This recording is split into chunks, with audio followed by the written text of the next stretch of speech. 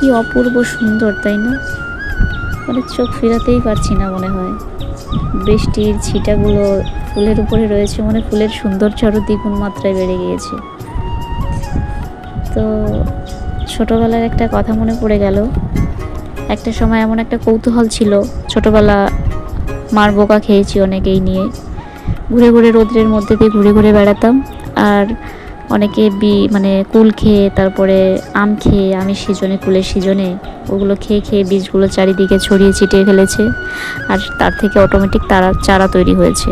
ওই চারাগুলো তুলে তুলে নিয়ে এসে ঘরের সামনে লাগিয়ে দিতাম, আর মার বাস শুরু হয়ে যেত গান। আর মা ওইগুলো ছুঁড়ে ছুঁড়ে ফেলে তো দিত, আবার বোকাও খেতাম। তো এই গাছগুলো যদি লাগাতাম, আমার মা কি ছুঁড়ে ফেলতো কখনো?